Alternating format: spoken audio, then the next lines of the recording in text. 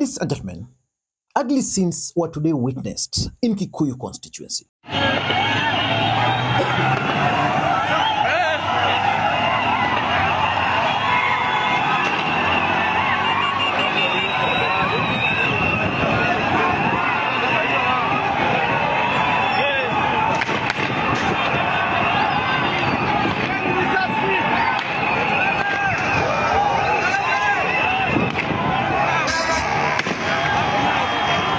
Rigathi Gachagua finally managed to storm the constituency, but after a very long struggle.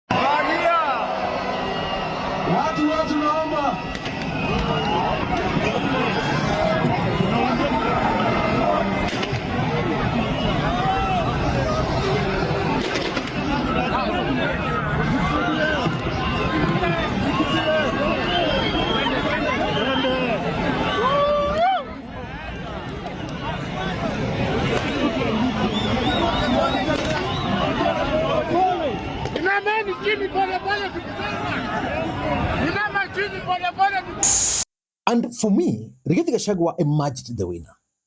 Because if you were to ask me, Rigathi Gachagua worked with President Uhuru Muigai Kenyatta. He also worked with William Samoei Arap Ruto. As a matter of fact, when Ruto was winning in the first term, he was with Rigathi Gachagua as his running mate. Which means Rigathi Gachagua understands William Ruto like the back of his hand. And that's why today he actually outwitted them.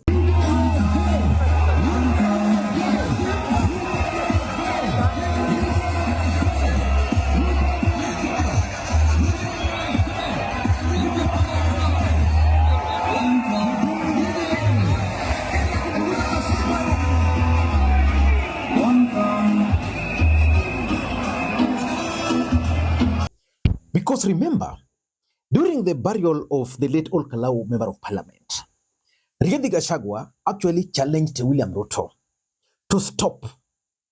He made it public. He made it public that President Ruto should stop Kimani Ichung'wa from organizing goons and police to stop his rallies.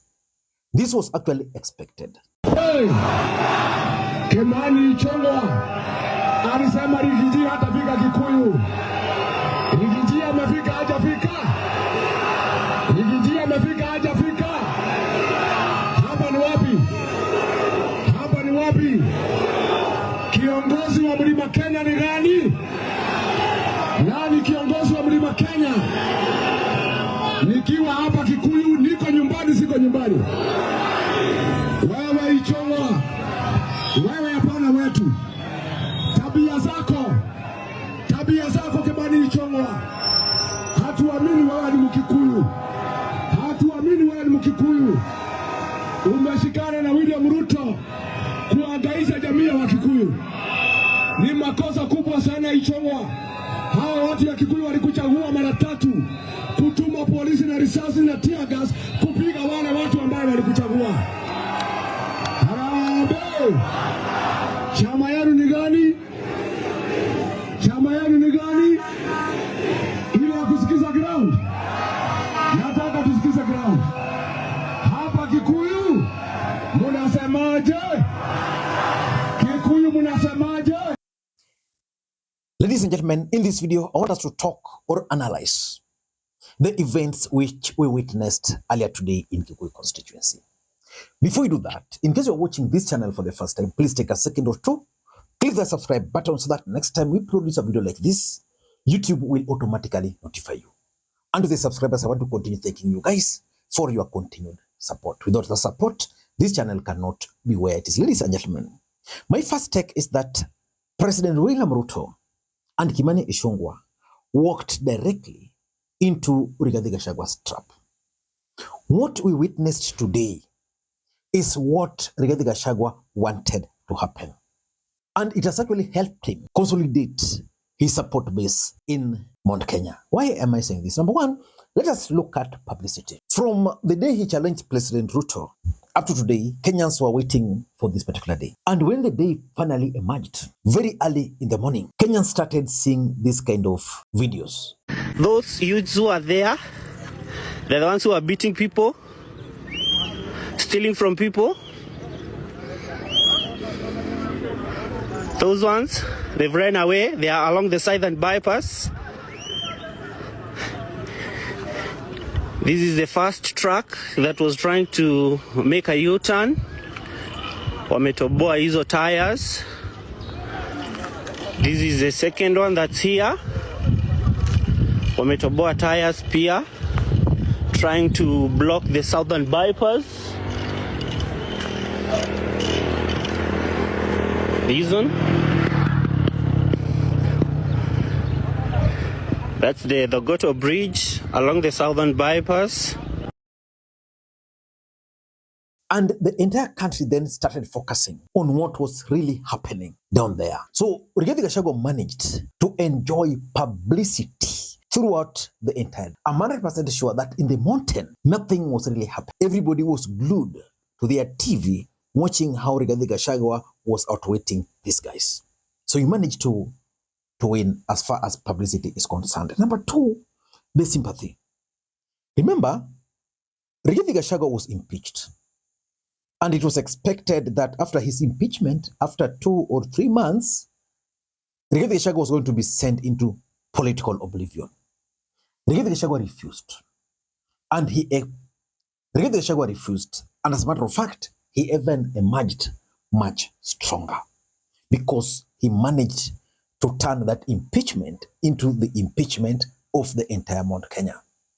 So this is an impeached guy just going to address a political rally in Kikuyu constituency, where one of the key leaders allied to the president comes from, and then he's being stopped. And not just stopped, this kind of scenes happened. What do you think was now going into the minds of the ordinary people?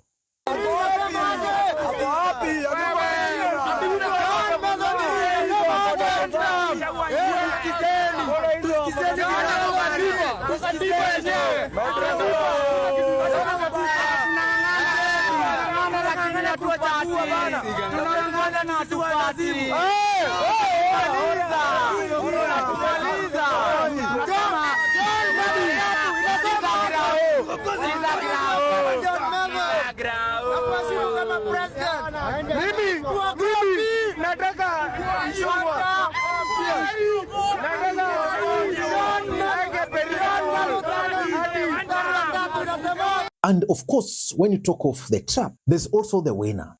The question is between Kimani Ichung'wa, who promised that he won't allow Rigathi in his constituency, and Rigathi Gachagua, who despite everything, still managed to get into the constituency. In short, Rigathi Gachagua could not be stopped. Remember, we witnessed the ground, police on the ground, we witnessed police chopper on the sky.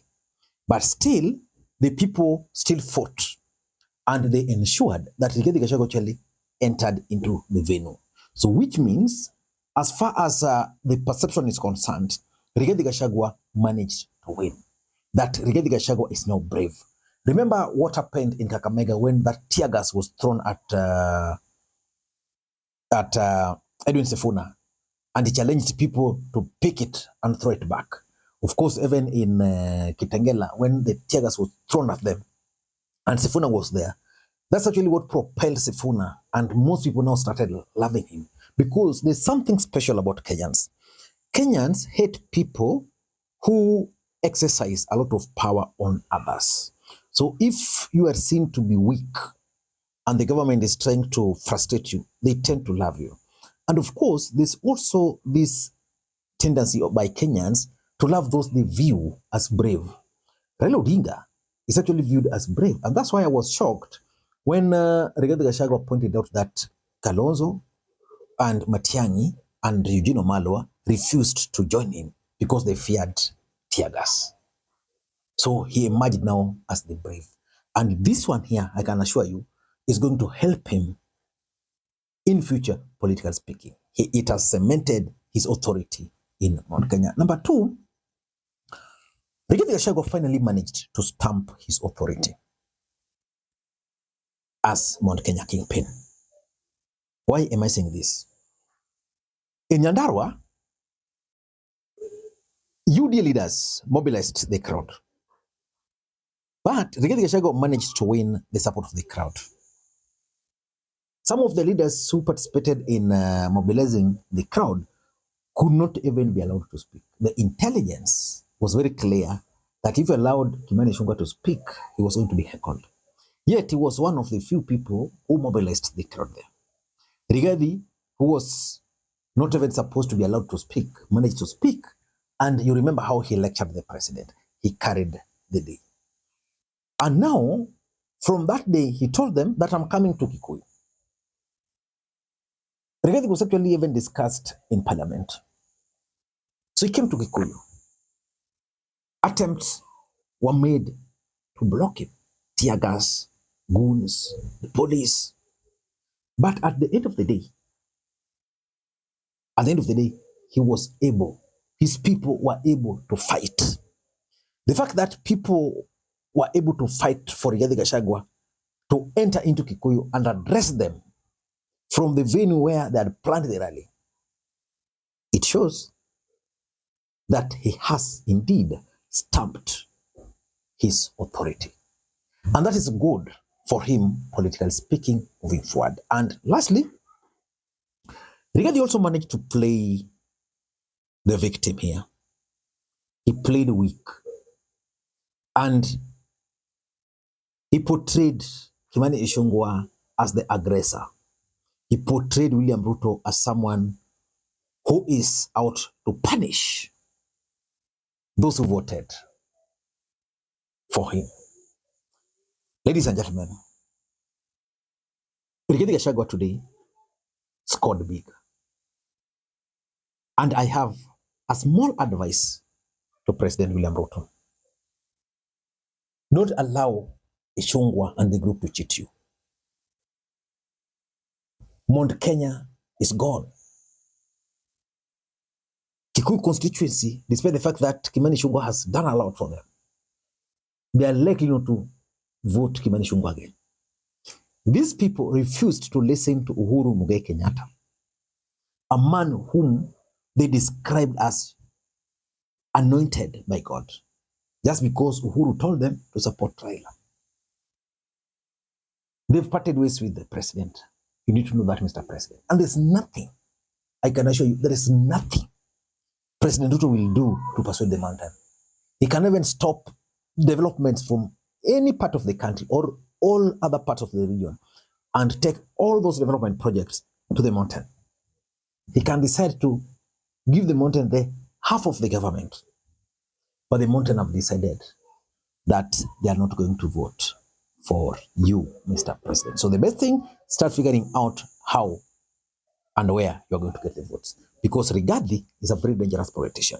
Rigathi worked with you, he worked with Uhuru. Remember, being your deputy president and because you were keen on stopping Ruto, all the strategies you had, he was the guy who executed them in the mountain. So he can execute the same on you. And there's nothing you will do. I don't know what to think. That's my take.